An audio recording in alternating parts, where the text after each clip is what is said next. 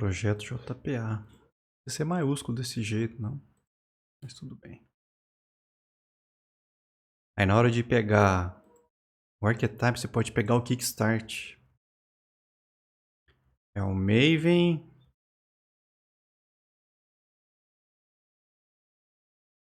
Versão 1.4, é o mais novo.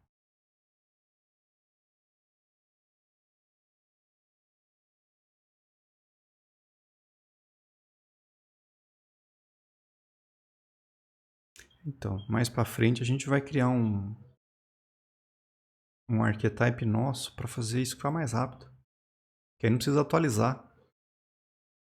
Então você cria esse projeto. Esse projeto usando o Kickstart tem que arrumar ele. Você não precisa da URL. Não é 1.7 a versão do Java, né? Você pode pôr 11 aí, eu não sei qual que você está usando. Agora é 14, né, que você tava. O build não precisa. E essa dependência do JUnit pode apagar também. E aí deleta o que está dentro de source test Java. O source test Java tem um pacote dentro dele. Se você apagar o pacote ali dentro, já resolve. Então, agora você precisa colocar a parte de login nesse projeto. Se você tiver um projeto feito com login, você ganha tempo aí. Que aí você abre o projeto, copia e só cola.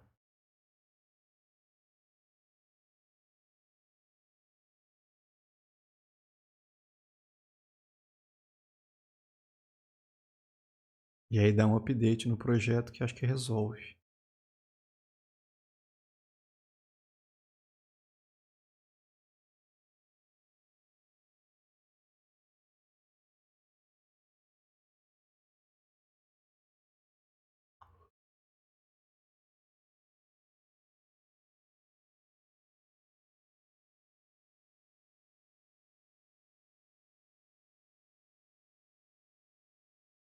Você precisa colocar o source main resources log for java 2.xml e colocar as 3 dependências no POM.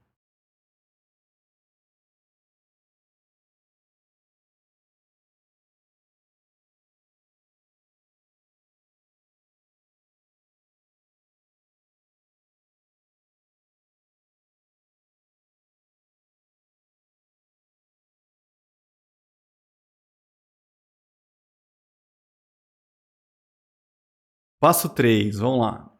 O passo 3, você vai criar o banco. Você clica 2 vezes nesse arquivo mwb. Passo 4, ó. A gente tem que colocar 2 dependências para funcionar essa parte do JPA. O Hibernate Core e o MySQL Connector Java. Você vai lá no seu projeto e acrescenta mais essas 2 dependências.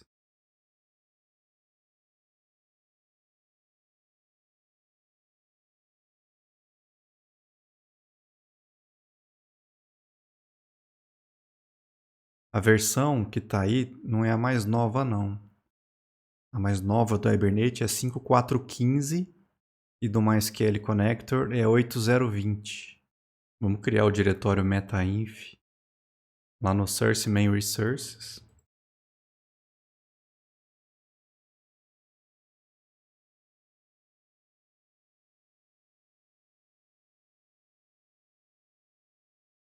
E dentro dele criar um arquivo chamado persistence.xml.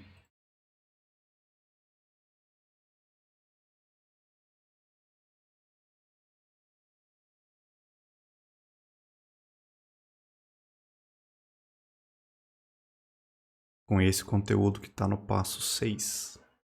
Vamos criar uma classe dentro do pacote modelo. Então você vai lá no projeto source main java.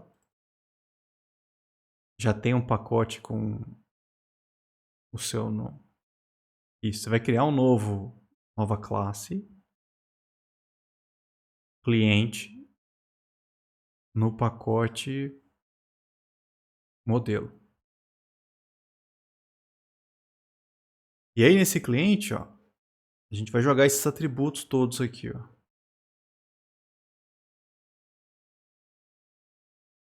E aí vamos começar a parte específica do JPA. Vamos criar os sets e os gets primeiro. Para criar set e get no Eclipse, isso tem lá em uma das práticas do Eclipse, explica isso lá, tá? Mas é botão direito. Você vai lá em Source,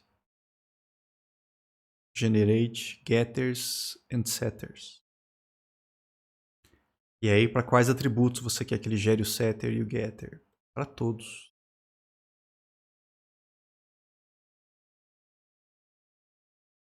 Ctrl Shift F para dar uma arrumada no código.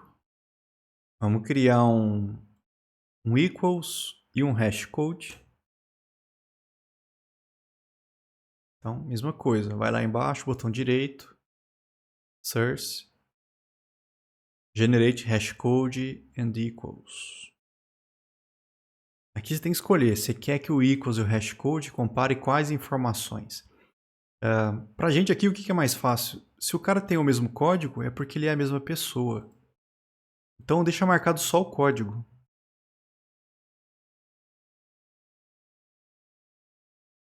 Que aí ele vai gerar um equals e um hashcode com base só no código atual do cliente. Vamos fazer um toString. Do mesmo jeito que a gente fez agora, ó, botão direito, Source, Generate toString. Aí no toString você pode deixar tudo. Se você quiser, o jeito padrão quando você cria o toString, ó, ele vai fazer desse jeito. Ele vai escrever o nome da classe, colchetes, aí vai botar valor um na frente do outro, vai ficar uma linha só. Se você quiser mudar esse padrão, você pode. Quando você manda ele gerar o código, source toString, aqui você consegue editar o formato. Ó. Se você clica aqui, ele te mostra que esse é o formato padrão, né? É o template padrão. Você consegue criar um novo. Aí você pode botar assim, sei lá, meu template. O nome não importa. O importante é que aqui dentro você monta do jeito que você quer. Então, por exemplo, eu não quero mostrar o nome da classe. Então eu vou tirar esse pedaço daqui. Eu não quero os colchetes. Aí eu quero que saia o nome do campo. E ao invés de igual, eu quero que saia 2 pontos. Espaço. O valor. E eu não quero que fique vírgula e os outros valores. Eu vou dar um Enter e tirar essa vírgula. Porque eu quero que fique, sei lá, código 2 pontos, o valor. Pula para a linha de baixo. Nome 2 pontos, o nome. E aí continua, idade, sexo, mais um embaixo do outro. Você monta isso e dá OK. E aí você vai usar o seu template agora. Aí ele gera no seu template. Então você consegue configurar isso dentro do Eclipse para ficar do jeito que você gosta. Então, get sets equals hashcode to string. Construtor. Vamos lá. Eu costumo colocar aqui em cima. Mesmo esquema, vai lá em Source, Generate Constructor Using Fields. O padrão você deixa desmarcado todo mundo e gera. O Eclipse ele tem essa mania de chamar o super dentro dos construtores. Não precisa. O construtor do super já é chamado automático aqui. E se você quiser colocar mais um construtor e aí receber todos os campos, você pode acrescentar. Lembrando que não precisa chamar o super nesse caso. E aí está pronta a classe para a gente começar a fazer o mapeamento. Para essa classe cliente se tornar uma entidade que possa ser persistida pelo JPA, a gente tem que fazer o seguinte. Ó. Eu vou marcar ela como sendo uma entidade. Então, antes do nome da classe, a gente vai lá e acrescenta @entity. Vai dar erro, que é falta de import, você dá Ctrl Shift O. Aqui na hora de fazer o import, cuidado, porque ele vai mostrar duas possibilidades. No caso, eu não quero o específico do Hibernate. Embora a gente esteja usando o Hibernate para implementar o JPA, a gente vai pegar o Javax Persistence Entity. Desse jeito, se eu usasse dessa forma, o JPA, na hora de manipular clientes no banco de dados, ele ia procurar uma tabela com o nome igual ao nome da classe. E aí ele ia procurar uma tabela cliente com C maiúsculo. Só que lá no banco, a tabela cliente ela foi criada com C minúsculo. Normalmente no banco a gente não põe letras maiúsculas nas tabelas, principalmente. Então eu preciso fazer com que o JPA saiba que o nome da tabela não é cliente com C maiúsculo. Então a gente vai vir embaixo aqui do entidade e vai acrescentar outra anotação, que é a anotação table. Também tem que fazer um Ctrl Shift O. Mesma coisa, Javax Persistence Table. Só para poder você mandar um valor aqui e dizer para ele que o nome da tabela é cliente com C minúsculo. Bom, agora ele já sabe que isso aqui é uma entidade. Beleza. Ele não sabe ainda quem é a minha chave primária nessa tabela. A minha chave primária vai ser o código. Então aqui a gente vai anotar com @id. Ctrl Shift O. Se eu deixasse desse jeito, esse código, quem teria que controlar ele seria eu.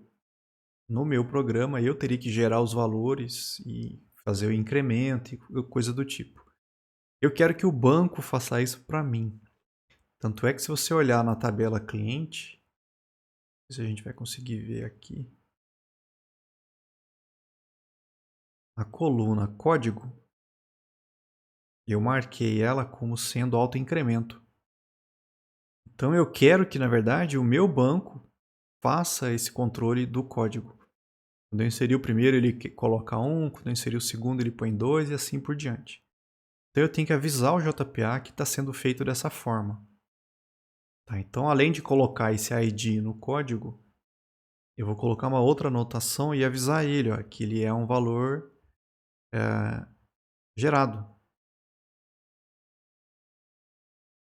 Generated value.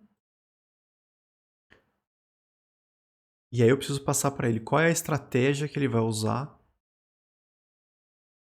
Você vai aqui, o jeito fácil de fazer isso, você abre espaço, né? Depois de fazer um Ctrl Shift O, abre o parênteses, dá Ctrl espaço, clica lá em estratégia e aí dá Ctrl espaço para ele te mostrar as opções. Escolhe lá identidade. Então a gente explicou para o JPA que esse cara é a chave primária e o valor dele é gerado automaticamente pelo banco usando a estratégia de identidade. Identidade, o que ele vai fazer, na verdade, ele sabe que o banco vai ter uma coluna para guardar essa chave, que é o que a gente fez na nossa tabela aqui. Tá? Nos outros campos dessa classe cliente, eu não preciso fazer nada. Se você não coloca nada no nome, idade, sexo e profissão, ele vai usar o próprio nome do atributo como nome da coluna. E é isso que eu fiz no próprio banco, então não tem que fazer nada diferente. Se tivesse algum campo, algum atributo na classe diferente do campo na tabela, aí você precisaria mudar o nome da coluna no código aqui. Não é o nosso caso. Tá? O que mais? Vamos começar a testar isso aqui agora. Com esse código colocado no cliente, o JPA agora ele sabe como escrever clientes no banco e como ler clientes do banco. Agora eu preciso fazer o código para fazer isso. Tá? Eu vou criar uma classe só para testar a escrita no banco. Então eu vou criar um outro pacote aqui. Vou criar uma nova classe, né? Escrita banco. Só que eu vou chamar o pacote aqui, em vez de modelo, eu vou colocar no pacote testes. Só para não ficar junto lá. E essa primeira classe vai ser o teste, justamente um teste de escrita. Lá no passo 10, eu vou copiar esse código do passo 10 e vou colar dentro dessa classe.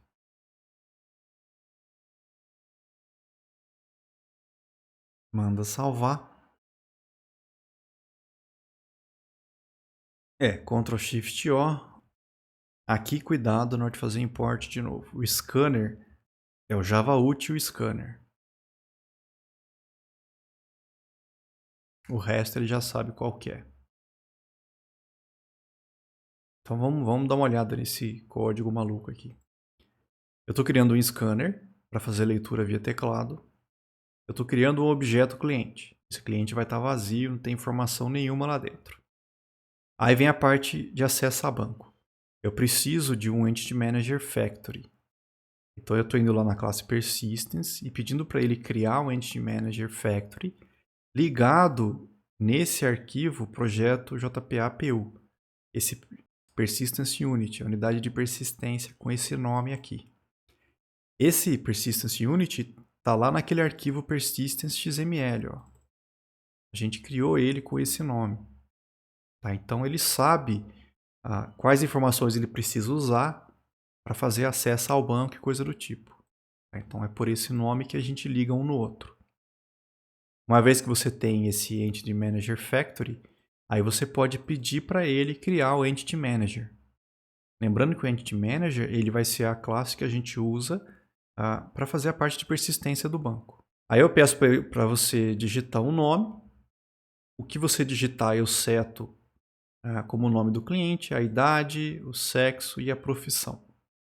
Tá? Uma vez que eu tenho o cliente inteiro preenchido, aí eu vou salvar ele no banco.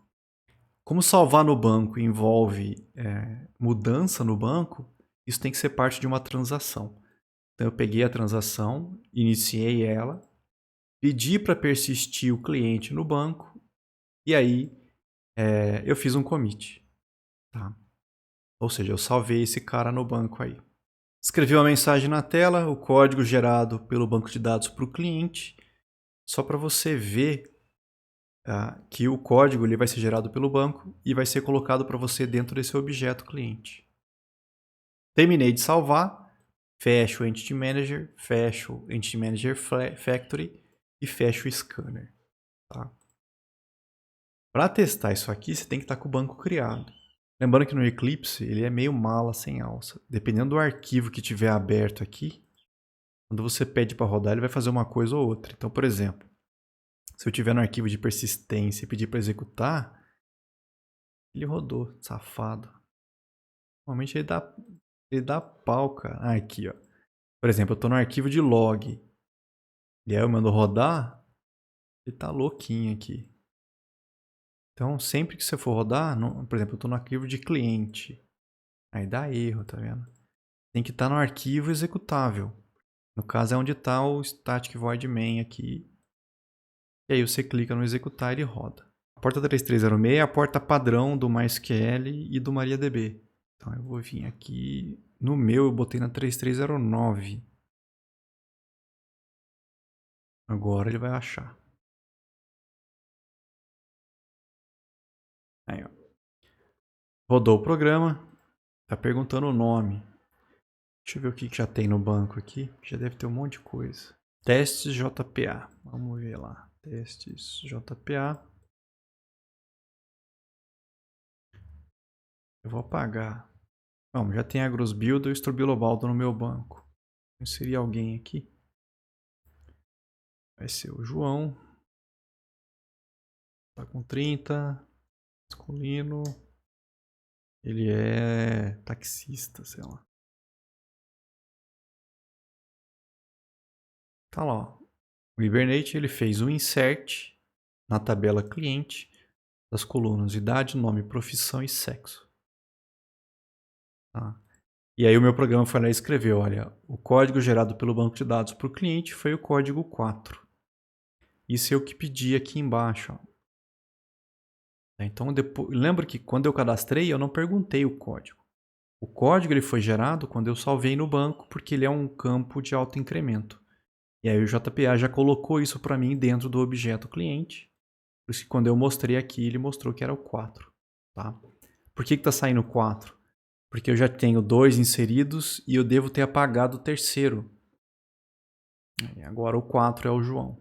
Tá? Então, o código está sendo controlado aqui no caso pelo banco de dados por mim, para mim. Tá? A continuação é as outras partes do CRUD. Ó. Essa foi a escrita. Vamos testar uma leitura do banco. Como é que eu busco alguém no banco? Eu vou criar uma outra classe lá no pacote testes. Vai ser a leitura do banco. E aí lá dentro eu vou jogar o código do passo 13.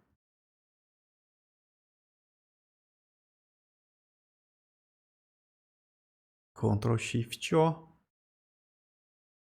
Java Util Scanner. E aí vamos ver o código aqui, ó. Eu vou precisar de um scanner porque eu vou perguntar para o cara qual é o código do cliente que ele quer ler. Eu preciso do Entity Manager Factory, eu preciso de um Entity Manager. Eu vou perguntar o código e aí o que eu faço? Como é uma busca, a busca não precisa de transação. A gente só precisa de transação quando está mudando o banco. Então eu posso ir direto no Entity Manager e pedir para ele encontrar um objeto. Encontra para mim um cliente. Então eu passo o nome da classe da entidade que eu quero que ele ache. E qual é a chave que eu quero que ele busque? O valor do código que o usuário digitou aqui em cima.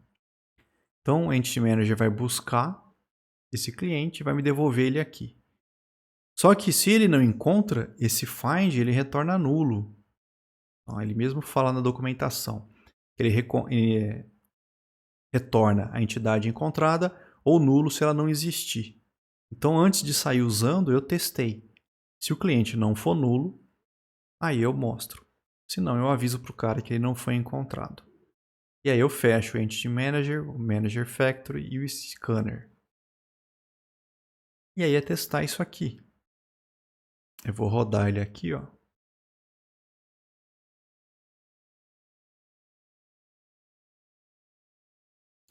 Ele está lá, ó, digite o código. Se eu digitar um código que não tem no banco, que nem no meu exemplo ali, o 3 não existe, ele fez um select, ó. Então, eu não cheguei a gerar código nenhum de SQL, tá? Eu só pedi para ele, acha para mim. O Hibernate transforma aquela busca num select, ó, com base nas informações que a gente colocou na entidade. Então, ele foi buscar para um cliente, where cliente código é igual a alguma coisa, e se alguma coisa foi o código que eu digitei. E ele avisou, cliente não encontrado com esse código. Eu vou rodar de novo. Agora eu vou procurar o código 4, que é o que a gente cadastrou por último. E aí ele me mostra ó, o código, o nome, a idade, o sexo, a profissão. Agora, ó, é uma nova classe. Pode criar também. Leitura todos do banco. No pacote teste, uma nova classe. Leitura de todos do banco. O código está no passo 15. Ctrl Shift F, Ctrl Shift O. Aqui, como eu quero fazer uma busca de todos os contatos, a gente não tem um método que nem a gente tinha aqui o find. O find ele encontra um objeto, certo? Mas não existe um método pronto aqui. Find all, por exemplo. Não tem pronto isso. Tá. O que a gente tem que fazer nesse caso? Ou a gente usa o JPQL, ou a gente usa a API de Criteria do JPA para fazer a busca. Nesse primeiro exemplo, a gente vai usar o JPQL. Então, se você olhar o código, é o mesmo esquema. Eu preciso do Entity Manager Factory para me gerar um Entity Manager ligado naquela Persistence Unit. Isso não mudou. O que mudou é agora. Ó. Eu preciso ir no Entity Manager e criar uma query. Então, eu preciso montar uma consulta. E aí, cuidado, porque na hora de montar essa consulta, a consulta que eu ponho aqui dentro não é SQL. Tem que ser uma consulta com JPQL, tá? Então, cuidado para não botar SQL aqui achando que vai funcionar. Não vai funcionar, tá? Aqui eu estou falando para ele, olha, from cliente. Cliente com C maiúsculo. Eu estou falando para ele buscar para mim na entidade cliente. Então, busca para mim os objetos dessa entidade cliente. Aqui eu estou pedindo para criar essa query, só que eu estou passando para ele qual é o tipo da resposta que eu quero.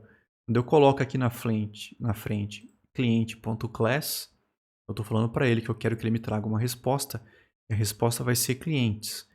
Por que isso? Para ele me gerar uma type de query. Ah, é uma query, só que ela é tipada. Então é uma query que ela sabe que vai trazer clientes como resposta. É que se você não coloca, você quer ver, ó? Eu vou mostrar uma. Dá para você criar a query sem tipo. Eu vou tirar aqui o parâmetro, ó. Então, ó, eu posso pedir para ele, ó, cria query para mim from cliente. Só que aí ele me devolve uma query. Vou chamar de key aqui. Shift O. Javax Persistence Query. Até aí não tem problema. Só que aí, se eu for nessa query e pedir para ele get result list, acho que não existe get, tem aqui, ó. Get result list, beleza. O que ele vai me devolver? Uma lista. De quê? Ele não sabe que é uma lista de cliente. Entendeu o problema aqui? Quando eu vou criar esse list, vai ser um list aqui, ó, eu vou chamar de R, por exemplo. Get result list. Ó, é legal. É uma lista de quê? Ele não sabe dizer o que lista é essa aqui, entendeu? Por isso que a gente muda. Ao invés de criar uma query normal, desse jeito aqui, a gente cria uma query tipada.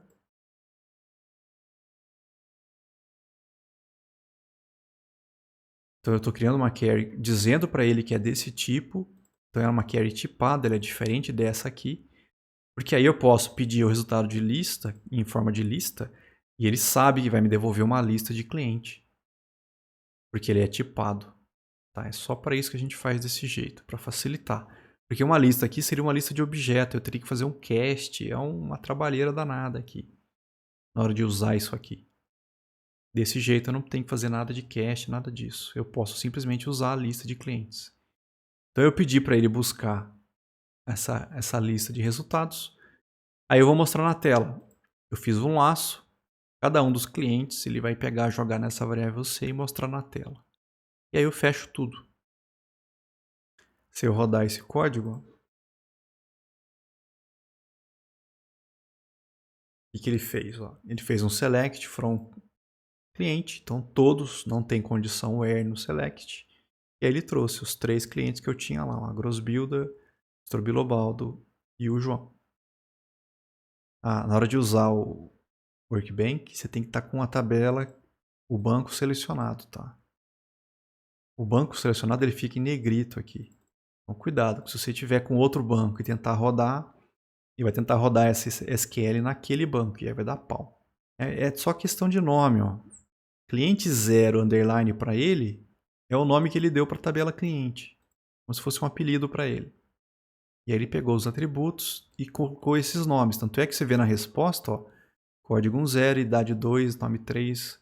Vamos fazer remover alguém do banco. Então eu vou criar uma nova classe, remoção do banco.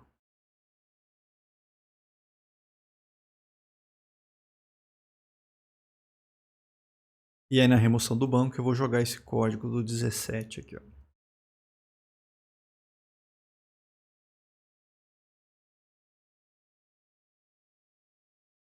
Java Util Scanner, o resto é normal. O que esse programa faz? Ó? Eu declaro um scanner porque eu quero perguntar o código para o usuário. Tem que ter o Entity Manager Factory para gerar um Entity Manager, isso não muda. Aí eu pergunto um código para o usuário. Digite o código. O cara fala um código. Ao invés de ir no banco e simplesmente remover um cliente que tem esse código, eu vou pedir para ele confirmar primeiro. Tá? Então, para confirmar, eu quero mostrar os dados desse cliente para ele olhar primeiro. Se eu quero mostrar os dados desse cliente, primeiro eu faço uma busca. Então, eu fui lá no Entity Manager, pedi para ele buscar um cliente com esse código. Se o cliente não vier nulo, é porque ele achou o cliente. Aí eu fiz o quê? Eu mostrei o cliente e perguntei para ele: você quer mesmo remover? Vou ler o que ele digitou. Se ele falar sim, ou S, né? Não importa se maiúsculo ou minúsculo, aí sim eu quero remover. Remover do banco envolve uma mudança do banco, então tem que fazer parte de uma transação.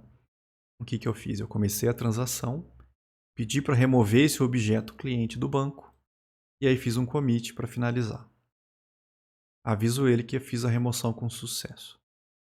Se não achou, eu aviso ele que o cliente não foi encontrado com esse código.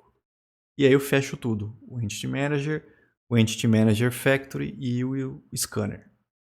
Tá. Vamos rodar para ver. Então, ó, pede o código. Se eu falar um código que não existe, ele só avisa que não achou ninguém com esse código. O 3, por exemplo, no meu banco não existe. Se eu pedir para remover o João, ó, código 4. Primeiro ele fez um select, ó, ele buscou o cliente com o código 4. Aí ele mostra o cliente, ó, e aí pergunta, você quer remover? Se eu falar não, ele não faz nada e sai fora. Mas se eu perguntar e responder sim, aí o que o Hibernate fez? Ele gerou um delete. Ó. Delete from cliente, where código é igual a 4. E aí avisou, cliente removido com sucesso. Como é que eu sei que deu certo? Você pode vir naquele programa de leitura de todos e rodar ele. Você vai ver que o João não aparece mais. Ou se você quiser vir no Workbench e procurar, você vai ver que não tem mais o João. Vamos ver alterar o banco. Vamos criar uma nova classe. A classe vai ser alteração banco. O código está aqui no passo 19. Esse é o pior deles.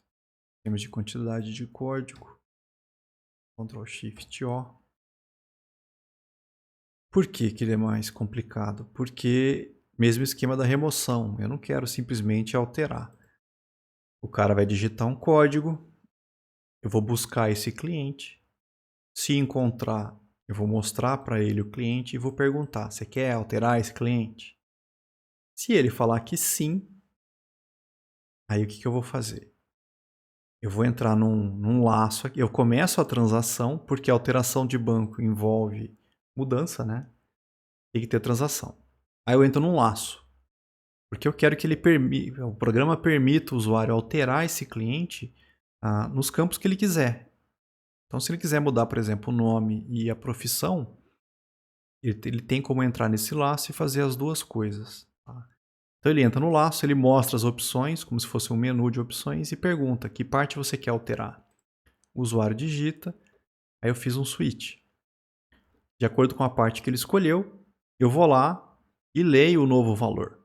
Só que eu leio o novo valor e já coloco direto dentro do objeto cliente. Então, se o cara digitar o nome, já vai para dentro do cliente.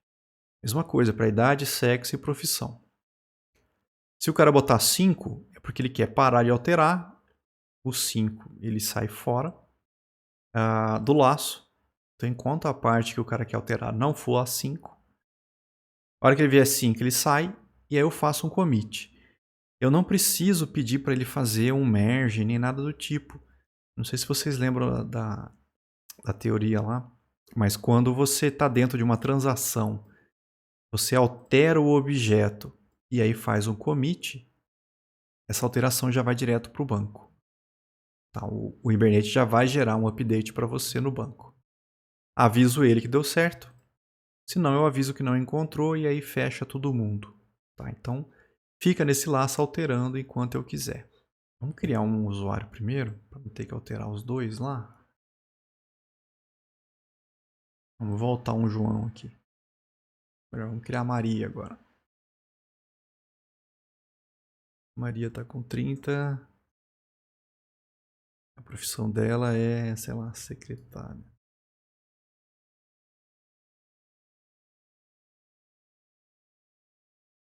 E aí vamos na alteração do banco. Eu errei o código. Não, tá certo. Quero alterar o banco. Beleza. O código vai ser 5, né? Lembra que ele sempre incrementa, tá? Se eu olhar agora, ó, eu tirei o 3 já não existia, o 4 eu apaguei, agora ele é o próximo, é o 5. Normalmente o aluno pergunta, como é que eu faço para resetar isso aqui, professor? Não é automático, você vai ter que fazer isso via SQL. Porque pensa no problema. Esse código ele pode servir como chave estrangeira em outras tabelas. Então você não pode simplesmente vir aqui e refazer 1, 2, 3. Vai dar problema. Então, normalmente o SQL não gera isso para você, não faz isso para você sozinho. Você teria que fazer um programa, um SQL, que faça isso sem estragar os relacionamentos. Por isso que ele mantém, ó. Foi para o 5 agora. Então ele mostrou a Maria e perguntou, você quer alterar? Eu vou falar que sim. O que você quer alterar? Eu quero mudar o nome dela. O nome dela agora é Maria Silva. É porque eu fiz next. Quando eu li o nome aqui, ó, cadê a alteração? Eu usei next, tinha que ter feito um next line. O next, ele só pegou o Maria. Pensa assim, ó, ele leu isso. E aí ele veio na pergunta próxima e pegou o Silva. E aí tentou converter o Silva no inteiro, aí deu problema. Vou testar de novo agora. O next line lá. Vamos ver se vai dar certo. O código é 5. Quer alterar? Sim. Quer alterar o quê? O nome. É Maria mesmo, né? E aí ele passou batido. É por isso que eu não usei o next line. Olha que delícia. Como é que faz um flush no Java? Quem disse que eu lembro? Porque aqui o problema é que quando ele chegou no next line,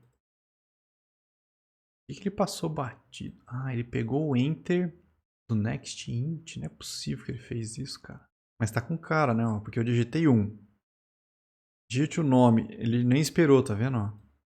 Ele já passou batido. Isso aqui é ruim. Quando você... Isso não é específico de Java, tá? Isso em qualquer linguagem normalmente acontece trabalhando no terminal, assim. Você mistura inteiro com string, sempre tem que ter que fazer aquele esquema de flush e limpar o buffer e coisa do tipo. Se tudo fosse string, não tinha erro. Se tudo fosse int, não tinha erro. Mas quando mistura, dá problema. A gambiarra aqui é a seguinte. Ó. Se você lê o inteiro, quando você chega aqui na hora de ler o nome, o que você faz? Você vai no scanner e faz o next line antes.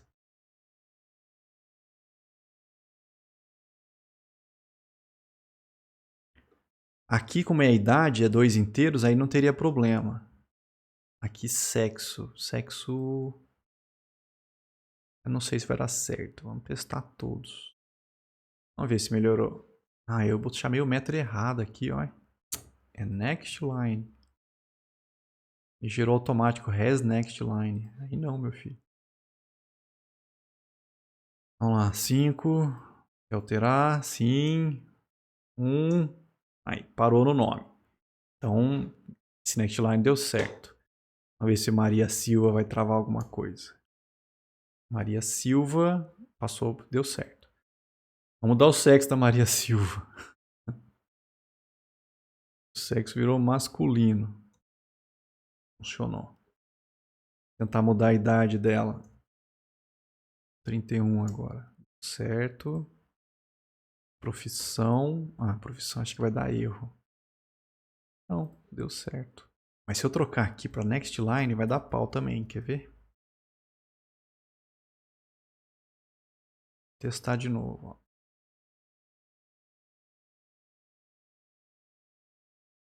Quer alterar? Sim. Quer alterar o quê? Eu vou botar idade, não. Vou botar profissão. Olha lá, passou batido, ó. Por quê? Porque eu botei 4. E aí o 4 veio e deu erro.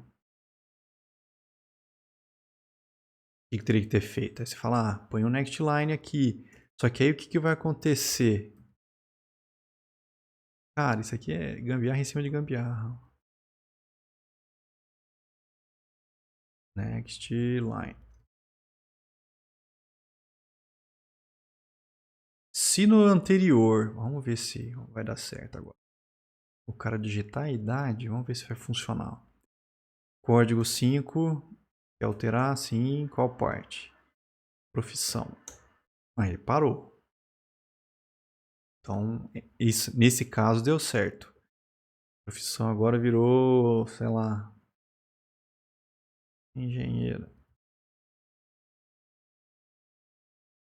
Quer alterar de novo? Quero. A idade virou 32. Quer alterar de novo? Quero. Profissão de novo. Aí agora arrumou então. Ele é radialista. Terminei de alterar todos os campos agora. Quer alterar alguma coisa? Não, então eu aperto 5. E o que o Hibernate fez? Ó. Ele fez um update no cliente, setou os campos de novo, com código igual a 5 no caso. Se você olhar lá no banco, a Maria era secretária antes, né? Agora ela é Maria Radialista, com 32. Então com isso a gente faz um programa que ele tem um CRUD, né? Ele consegue criar, ele consegue fazer leitura, ele consegue fazer update e ele consegue fazer delete com remoção.